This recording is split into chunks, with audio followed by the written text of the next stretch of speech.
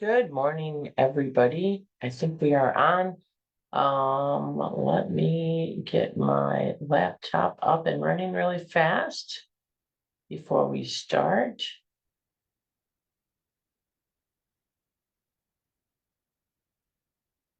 One moment. See if we are on there we go. Okay, so good morning all. Thank you all for coming on our Facebook. I guess you're not really coming, you're just kind of visiting on Facebook. For what it's worth, today is January 13th. Can't believe it. Lucky number 13. And we are officially inaugurated. So January 9th was inauguration. So we are now in the 104th General Assembly. Like I had mentioned before, we had lame duck, which was the 103rd General Assembly from January 4th through the 7th. And we had a couple bills that passed during lame duck. And then we were sworn in on Wednesday for the 104th General Assembly. So you want to say, what did we do in the 103rd General Assembly lame duck? Believe it or not, there are about 24 bills that cleared the General Assembly. So we were doing things. And what is lame duck again is the only time that the General Assembly needs a supermajority to pass things, which is 71 votes, is during veto. All other session days are the 60 vote threshold with regards to passing laws. So in lame duck, it's still the 103rd General Assembly. They're scheduled session days, but they're not veto. So we don't need 71 votes, we need 60 votes. But a lot of the bills pass with well over 60 votes in the General Assembly. I talked about this before when I gave a little preview to what we thought we were going to be talking about lame duck. What passed in the lame duck session? So it was unanimous. This bill was unanimous. Kinship in Demand Act, or the KIND Act. This is a bill that puts the obligation on the Department of Children and Family Services to use a kin first approach when placing kids in foster care settings. It makes total sense, right? But for some reason, we had to pass a law on this. So to put kin first means to look at a family member so that children can live with family members instead of going to foster care homes where they don't know the person. So nearly 10,000 children in DCFS live with family members, but because of the way the system was, 60% of those families are not eligible to receive additional help from DCFS in the terms of foster care payments. So the kin first foster systems have decreased all sorts of things, such as a risk of abuse, and definitely allows children to be there more permanently. So it's a good system to support. And so that's what the bill does. Just a FYI, Illinois' foster care system ranked at the bottom third of states in 2019 for children placed in permanent homes. So this will certainly help out. Just because grandma or an aunt takes in a child, it doesn't necessarily mean that they don't need help caring for that child. So we give help caring for children that are placed with foster parents that they don't know, but we don't give help to family members that are taking children that they do know. So what the bill does is it helps support children in, as I said, with family. It reduces the trauma, it reduces the number of time the child is moved, and it provides for better social, behavioral, mental health, and educational outcomes for the child. I know common sense language in common sense legislation. We have to pass it though to get the legislation to get the department to do things such as this. And as I've said before, we sometimes pass laws to get the department to do things. It's not always laws that affect everyday people, like speed limits and stuff to that effect. We have to pass laws to get the department to change the way they do things, and this is a good bill for the better. We passed a law to improve drinking water quality. We required the Illinois Environmental Protection Agency to conduct statewide sampling of certain community water samples to assess, dangerous chemicals. Makes sense, right? Getting the department to do things. Don't understand why we had to pass a law to do that, but the steps are necessary to address and regulate contaminants found in public drinking water. And also, the EPA is supposed to work with a group of stakeholders, individuals that are concerned about water, which are very important, annually to review the chemicals likely to pose a substantial health hazard to residents. Definitely we revised this law to do that. So just a fun fact, the best tasting drinking water in Kane County is not is Carpentersville. Carpentersville in King County won the 2024 drinking water taste tests. So 3 judges sampled 27 glasses of unmarked water from 9 municipalities. Geneva came in second, and Sugar Grove and Aurora tied for third. Others participating communities include West Dundee, Huntley, Montgomery, Batavia, and St. Charles. So believe it or not, Kane County has a Kane County Water Association. And the last time Carpentersville won best tasting water was in 2004. So, I know that you might not know this, but Carpenter's Water will advance to a larger contest during the American Water Works Association conference in the spring. So good luck, Carpenter's Water, as they compete against the other waters across America. A big bill, and this is a big bill that we've been working on for more than a year, Karina's bill. Karina's bill is named after an individual who had order of protection out against domestic violence partner, and unfortunately Karina passed away due to the fact that the order of protection was in place, but her partner still had firearms that he used to take her life. So Karina's bill, it clarifies that local law enforcement must temporarily remove weapons, firearms, from a person who has an order of protection against them when the alleged victim successfully seeks firearm removal as a remedy in court. So there is a court component to this. Current law allows people asking a court for an order of protection to request a firearm remedy, and that would lead to law enforcement removing any kind of weapons, guns from the alleged abuser's possession. So this is a bit of a loophole that we had to close because it was a little bit unclear on who is responsible for removing any weapons or guns from the situation. So under this bill that's all these bills are going to the governor to sign. Under this bill, a person who seeks an order of protection can also ask the court to issue a search warrant that will allow local law enforcement to seize firearms from an alleged abuser. The petitioner or the state's attorney must demonstrate probable cause that the alleged abuser poses an immediate threat to the petitioner. Law enforcement would then be required to execute the warrant within 96 hours of it being issued. So it's going to save lives and give more protections to victims of domestic violence. We also passed a small version of a renewable energy bill, a clean energy bill. It comes as Illinois is falling behind its clean energy goals, and we had to adjust a little bit right now in lame duck. Going to work on a bigger bill in the General Assembly, the 104th General Assembly. It just really gives state regulators more authority to balance the budget for key renewable energy financing tool, particularly shifting some of the risk onto, I know it does come onto some consumers, a small amount, and it's set to look at energy storage technology. So we can generate all the energy we need. The problem is the storage. So right now there is no avenue for long-term energy storage, batteries and the like.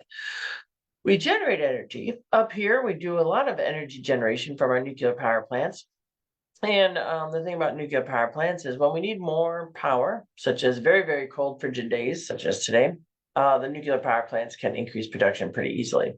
It's not as easy with, certainly not easy with coal, and a bit easy with gas, but not so much. But we need to be able to find a way to store it for a significant amount of time. So that is kind of what this bill looks at. It does look at storage. Another lame duck, Nursing Home Resident Whistleblower Protection Act. If a resident of a nursing home brings up reports of abuse or neglect that cannot be retaliated against. Allows nursing home residents to file civil lawsuits against nursing homes if they are threatened or face retaliation for reporting actions that occur within the facility.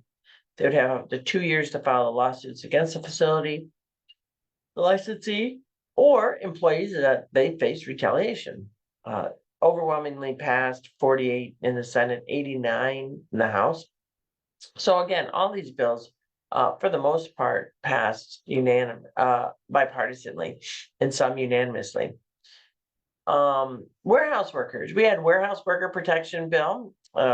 Those work days centered on hitting quotas. So the law that we just passed, or legislation we just passed, that's going to the governor's desk, says that state employees are not, or it states, not state employees, it states employees are not required to meet quotas that would prevent them from eating lunch or using the bathroom.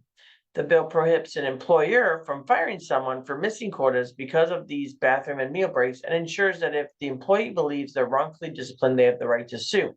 So what it's just it is beyond really comprehension, the situations that we find. So there are warehouses that are not unionized, and they're not allowed to use the restroom because their quotas are so high. And so they were doing all sorts of things that you do if you're not allowed to use the bathroom. And that's just not right overall. So even though they're not unionized, we believe in the state they should get some protection. So employers to provide new warehouse employees with a written description of their quota requirements when they're hired, as well as any potential adverse employment action, essentially disciplinary actions, they may face if the quota is not met. The employer must give the employee a written update within 5 days if they make any changes to quotas. This was an initiative of Teamster Joint Council 25 in Chicago, that they were made aware of warehouse employees that reported that they had to urinate in water bottles or other means in order to hit their quotas. The employees were afraid that the time it would take to go to and from the bathroom would prevent them from hitting the quotas, which would result them in losing their job. Again, sometimes I sit there and think, it's just some of the laws we have to pass. We have to pass because people just are well, it's just greed. That bill is just about greed. So more higher quotas, more profit. So that's going to the governor's office. It'll be in effect January 1st, 2026. So again, another law that we passed is this goes into the category of laws we should not have to pass, but we have to pass because it's people have been caught doing this. So policies with law enforcement from having intercourse with individuals they're investigating, and also they're investigating them for prostitution. Right? I know, shouldn't have to pass this law, but we do. So this law means that police departments across the state will be required to start working on policies that prohibit their officers from having intercourse with any person they are investigating. And they're investigating the person for prostitution. You can't make this stuff up. I tell you, it's incredible. We had to pass this law. It passed overwhelmingly in the House and the Senate. It changes the existing laws reference of juvenile prostitution to commercial sexual exploitation of a child, which makes sense. And then changing references and different language in it. So state law enforcement agencies must also seal their records about a person's class 4 felony conviction for prostitution by January 2028. Again, we're talking about juveniles.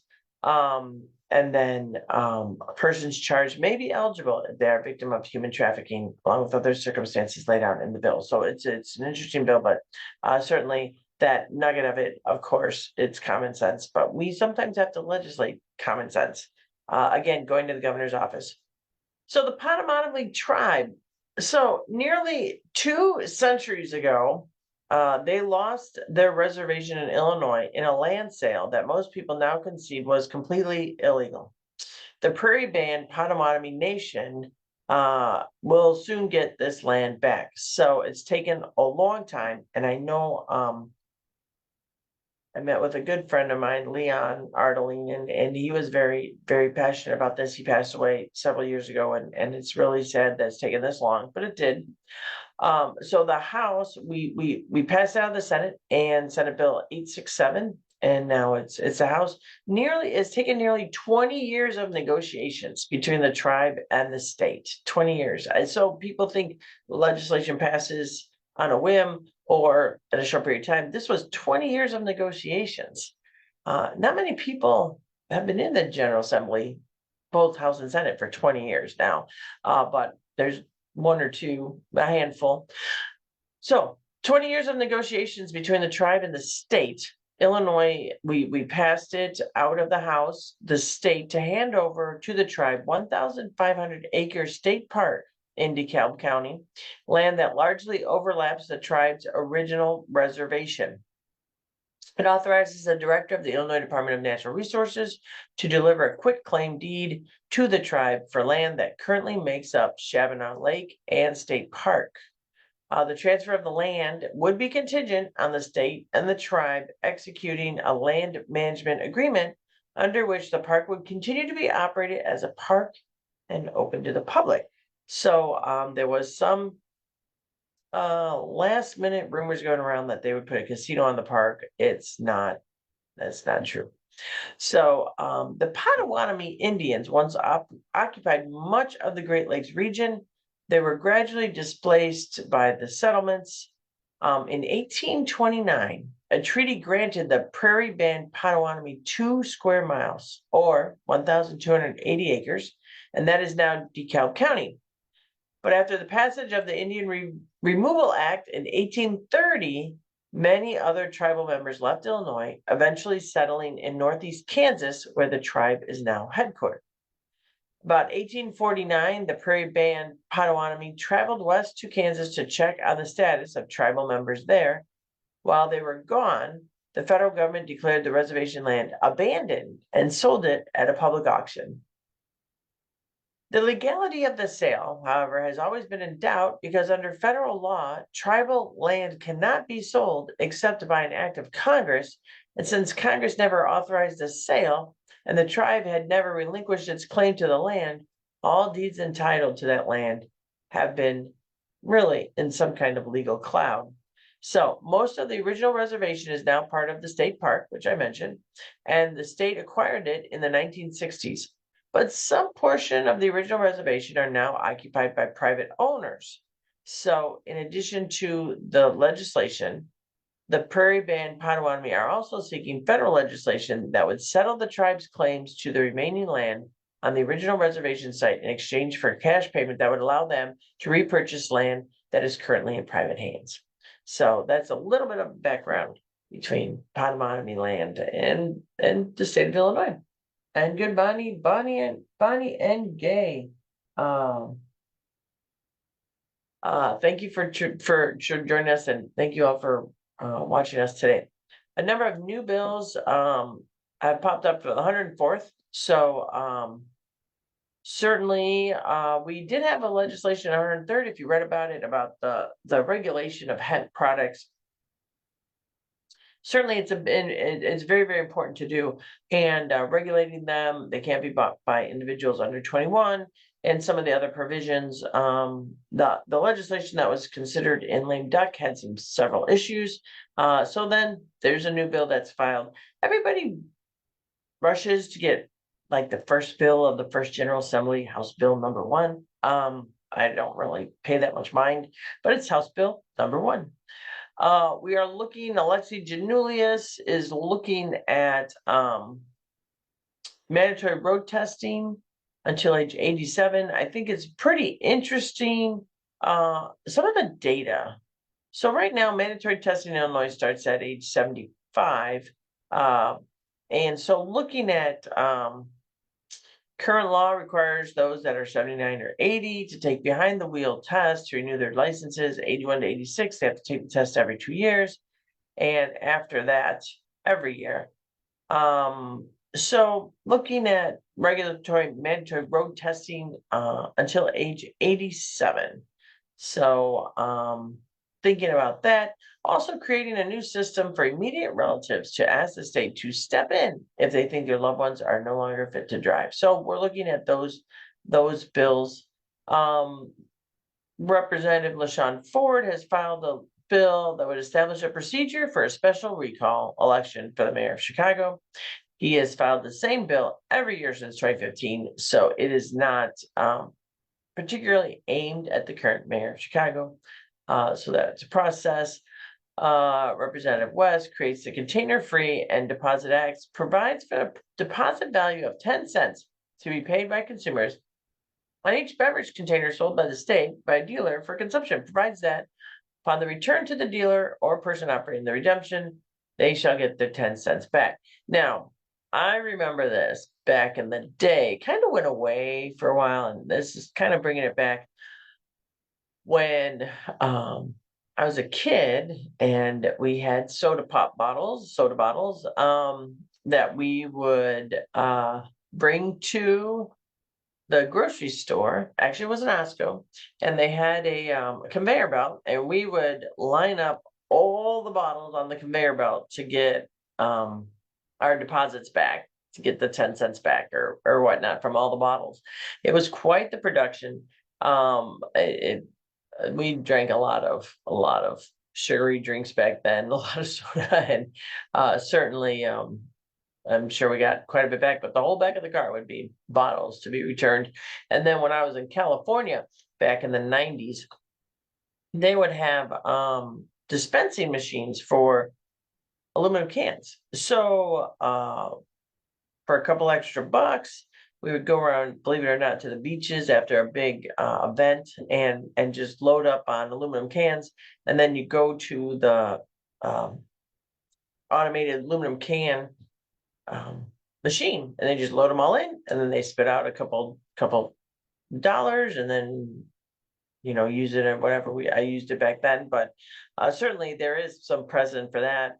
It does help, and it does incentivize recycling, probably more so than people recycle today. So it's an interesting concept, and look forward to that. Representative Jones did a legislation, introduced a new pharmacy benefit manager regulation bill.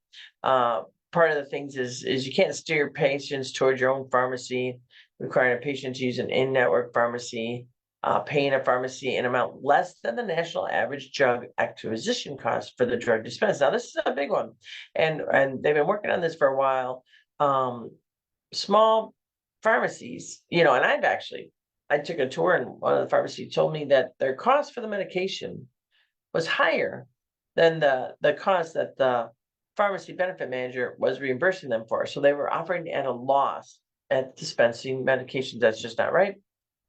So certainly that's going to be an interesting bill to follow along. Representative Mayfield filed a bill for community college, that the community college board shall develop and maintain a program to provide free tuition at one community college in each what's called an R3 area. So this is a distressed areas that certainly need some support, and individuals in that area need support too. Representative Freeze, he's a Republican. He filed a bill that a county board or board of county commissioners in a county with a population of less than 100,000 may, by ordinance or resolution, dissolve a municipal board of election commissioners within that county and transfer its functions to the city clerk. Don't know how well that's going to go about.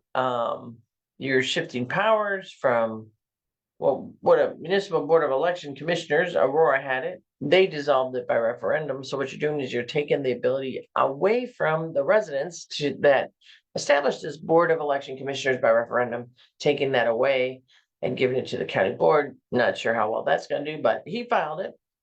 Will Gazzardi, Board of Trustees shall direct the University of Illinois system, in addition to the Office of Investments and external investment managers, to not invest in assets of any endowment fund, in the stock, securities, or other obligations of any fossil fuel company. So this is advocacy through investment.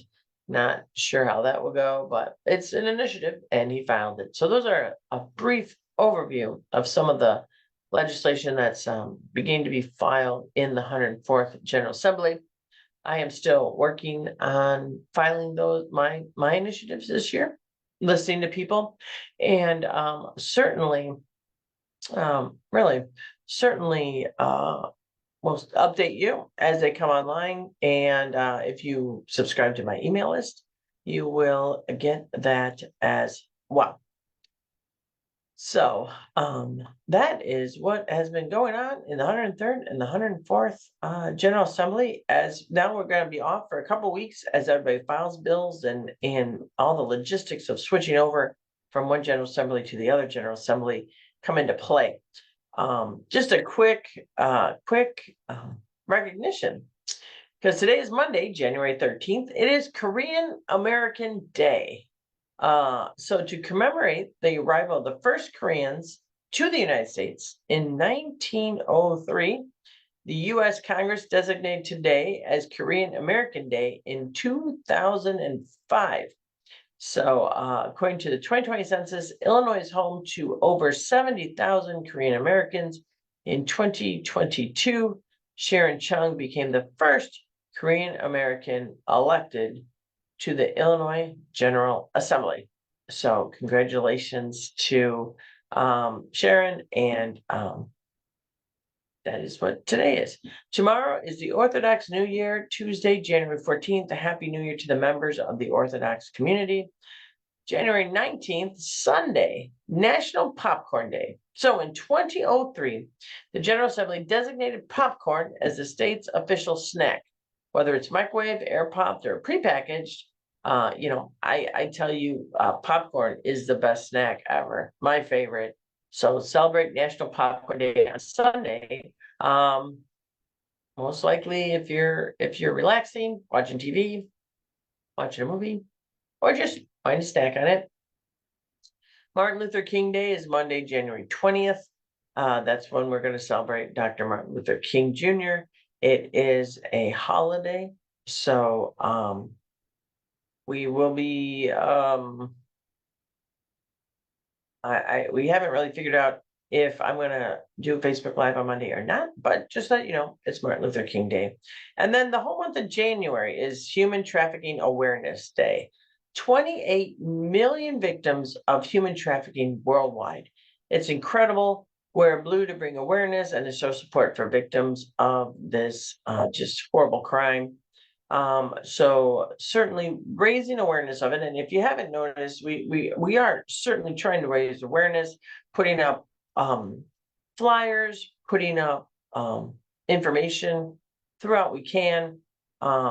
It's really, really difficult. So the Illinois Department of Children and Family Services, the Illinois State Police, and the Illinois Department of Human Services, they're working together to combat human trafficking and protect the well-being of Illinois' children, their youth. It involves the use of force, fraud, or coercion to control another person for labor or commercial sex purposes. So in 2024, which was last year, the agencies were awarded a 3-year, $1.5 million grant from the U.S. Department of Justice's Office for Victims of Crime to develop and implement training for DCFS, law enforcement, and service providers to better respond to children and youth victims of human trafficking across the state. So if you need more information to report suspected human trafficking or to seek help, the National Human Trafficking Hotline is humantraffickinghotline.org, or you can call the state police. You can call 911. Obviously, state police tip line is isptips.illinois.gov. So certainly let people, if you suspect anything, please, it's better to report it than not to report it. So also, what's going on right now? Cast your ballot for the new state flag. You can choose from 10 new designs. 3 of them are pretty much the existing flag that we have, different variations, and you can vote now. The current flag, the 1918 Centennial flag, and the 1968 Sesquicentennial flag are in the running as well. You can vote for one flag once every 24 hours and may select the same or different flag each day. So multiple voting, I guess, it was set up by the Secretary of State's office. Online vote will be non-binding, but will inform a report of the Illinois Flag Commission, and that's going to go to the General Assembly by April 1st. The commission delivers its final report with the recommendation as to whether the state should adopt a new flag or just keep the old one. So the Flag Commission is made up of current and former lawmakers, representatives of state agencies, and other advocates appointed by state officials. It was created in the previous General Assembly by Senate Bill 1818, appropriately. As I said, 1918 is our centennial flag, 1818. Sponsored by State Senator Doris Turner of Springfield, Rep. Ken Buckner of Chicago. Commission selected 10 finalists from 4,844 entries. And actually online, if you see some papers, everything is FOIA-able, and they FOIA'd some of the other entries that were, they're pretty funny. So the 10 finalists I think are pretty good. Variety of designers, those born and raised in Illinois, young people, students, longtime residents, and one was submitted by the great-grandchild of James McCartney, a Civil War veteran and past Attorney General. So certainly get on board, and you can vote for the Secretary of State's website for the new flag.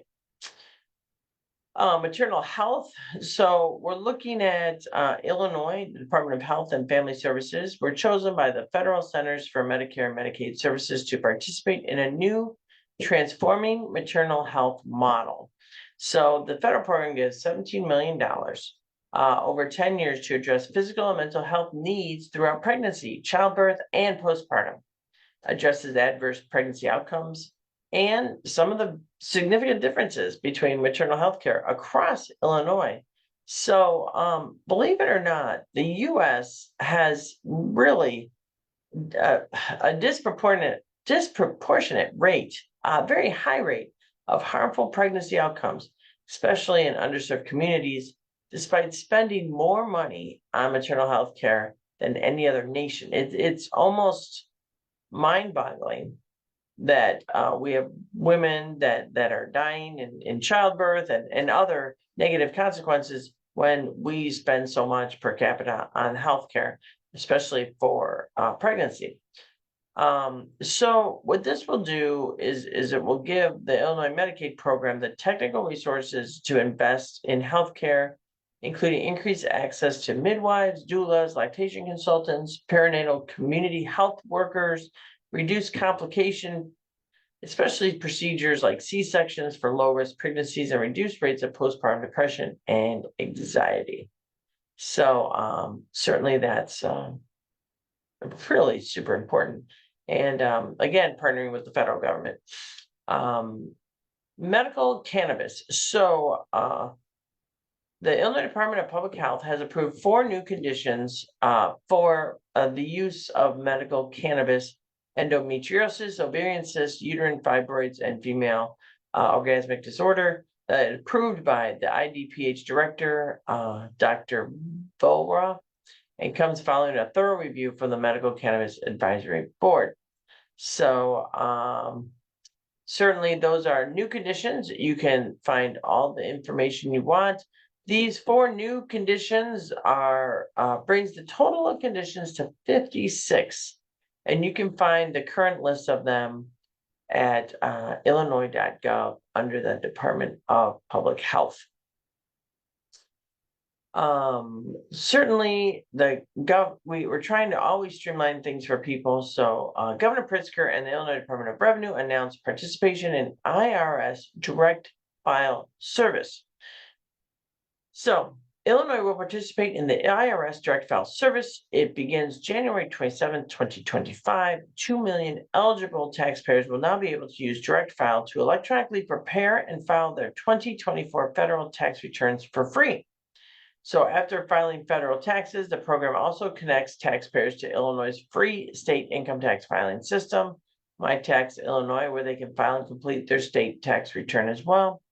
Direct File enables individuals to prepare and file taxes electronically on their own using a platform and avoid paying costly fees for tax preparation companies. So it was a test pilot in 2024 and now is going live in 2025. You can look to check eligibility and to use the service, visit irs.gov/filings/irs-direct-file-for-free. And there is a chat bot that you can help with. And then news organizations now being implemented tax credits for journalists. They can use that on the payroll for 2024. Last year, the state's local journalism task force proposed tax credit initiatives to solve the local journalism crisis. Tax credit program was approved as part of the fiscal year 2025 budget with $5 million in funding. Mostly this is to help out because, as you know, a lot of news journalists, print news, rely on advertisements as a revenue source. And with a lot of people getting a lot of information online, that revenue source is not quite as stable as it used to be. And as you notice, newspapers are a little bit smaller and it's struggling. So now we are providing some incentives, tax credit, first come, first served basis. Can apply for up to $15,000 per journalist employed, an additional $10,000 for new hires. They must average 30 hours of work a week, produce original news content. The news media must meet specific requirements that depend on what type of media content is produced: television, radio, print, web. The Illinois Department of Commerce has information on the tax credit program for that. And then a couple more things, just so that you know. The Illinois Tollway approves a new 7-year, $2 billion capital plan. So guess what? When you're driving on the tollway, look for more road work. So some interchange work, some work for bridge reconstruction and widening programs, and the like. As you know, the Illinois Tollway is funded by the tolls that you pay. So it's not a tax funded, it's a public-private partnership, but it does not receive money from the state's budget. It is completely you use it and then you pay for it. So, but look out for more road construction on the tollway. RealPage, Attorney General Raul and the U.S. Department of Justice, they're suing RealPage and the nation's largest landlords for pricing scheme, pretty much stacking the odds against individuals trying to get a place to live. And affordable housing is really, really tough to get by, but they were, cool. They were getting together. Common price algorithms. They're agreeing to share with RealPage non-public information about their apartment rental rates so that they can pretty much have the monopoly of the pricing. So, and if you hadn't seen it, we're going to post this on our Facebook page and send it out. It's kind of cute. Secretary of State Janulius reveals 2024 rejected license plates.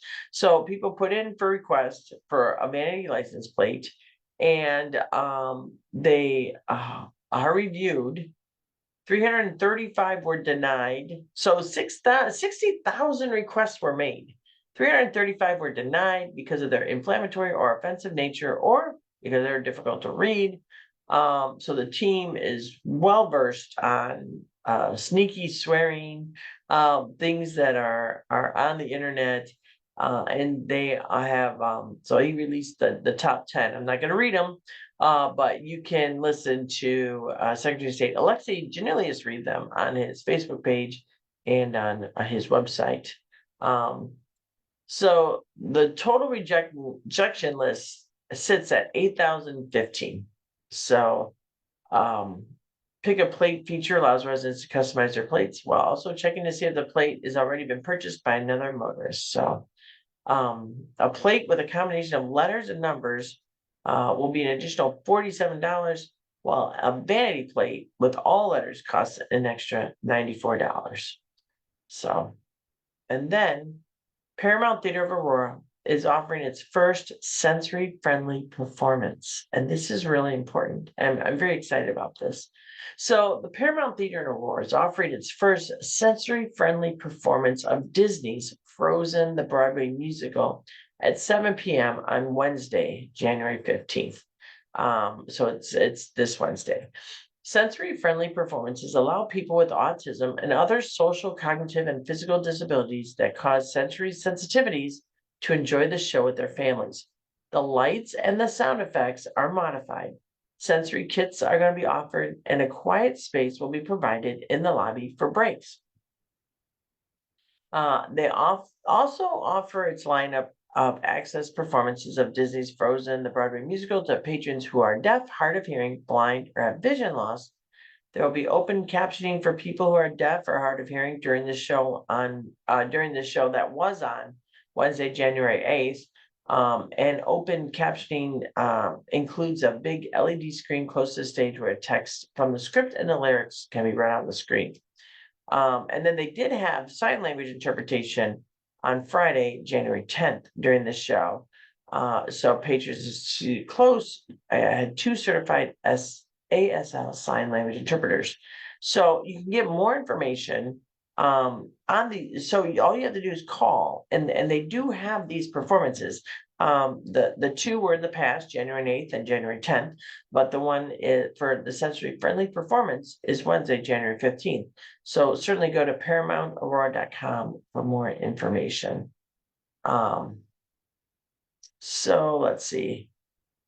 And then is celebrating MLK Day. We talked about it. Monday, January 20th, East Aurora High School. They do that every year. It's going to focus on the 4th and final book written by Dr. King, Where Do We Go From Here? Chaos or Community. This was founded by the late Aurora Youth Services Director Fred Rogers and the late Alderwoman Shakita Burns and other members. The keynote speaker is Dr. Michael Eric Dyson. He's one of the nation's most renowned professors, gifted authors, inspiring preachers, knowledgeable lecturers, and prominent public intellectual. So, Aurora Restaurant Week, January 21st through February 4th. So certainly make sure you put that on your calendars.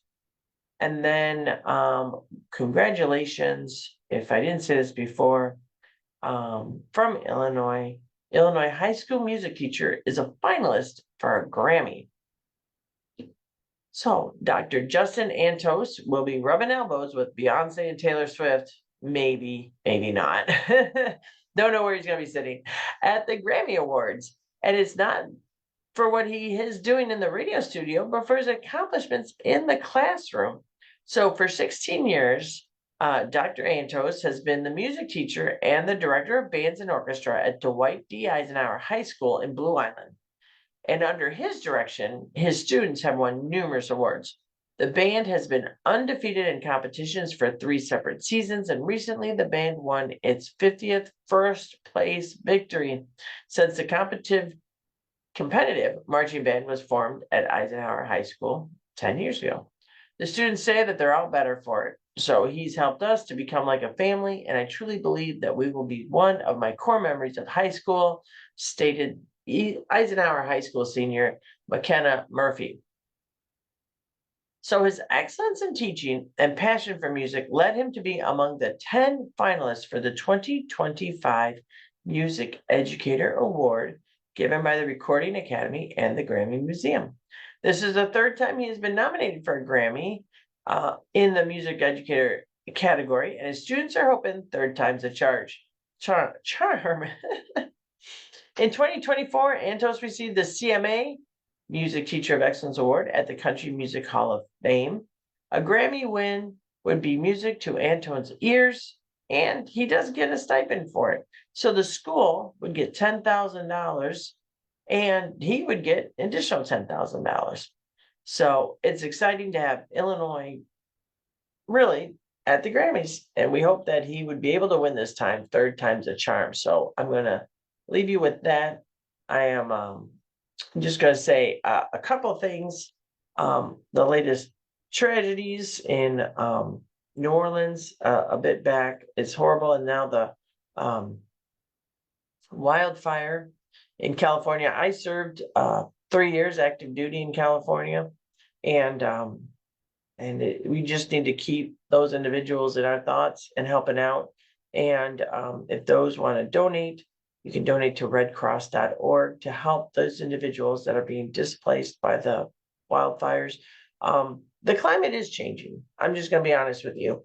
When I was in California back in the 90s, this time of year, January, February, March was the rainy season. It would rain. It would be very wet, and that was the California equivalent to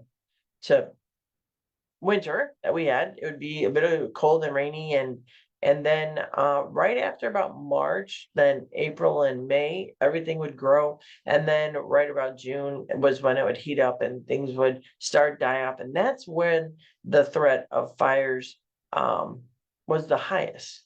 And I remember watching the bulldozers pretty much make huge breaks in the forest to suppress the fire, and they'd be going up into the forest and up onto the mountains, and certainly this is a change that these fires are happening in January. It's very dry. It's certainly changing. So climate is changing. It's really important, but and just all the devastation of the fires in California is it's really hard to watch for me because I was there. Definitely is hard for folks that have family and relatives there, and the loss of life. So again, keep them in your thoughts, keep them in your prayers, and definitely if you're going to donate to established organizations such as the Red Cross that are helping people there every day, and certainly it's needed. So with that, Monday, January 13th, we are starting off the year. Hope everybody had a great New Year's, and the beginning couple weeks of the year are good. As some of you know, my son is back in Japan. He was able to come home for 11 days at the end of December. So certainly always remember our service members that are deployed overseas. My new son-in-law is deployed, was not able to come home, but he'll be home in September. And my son has a couple more years in Japan. So with that, everybody has a fabulous day. Thank you all for joining. Let me check and see if there's any questions in the chat. Roger said, very chilly. Good morning. And yes, Roger. Anybody who's having issues with their heat or their utilities, please let my office know. We can certainly try to help out. And then secondly, warming stations are open. So if those need to warm up, there are places throughout the city, Aurora, Naperville, Oswego, that folks can go. Public libraries are open to warm up if they are sheltered and secure. So with that, take care, everybody. Have a great Monday. Have a great week. And we will talk to you maybe next week on Monday. We'll have to see. It is a state holiday, so my office is closed, but I'm coming to you from my home office, so I can always Zoom in. So take care, everybody, and have a great one.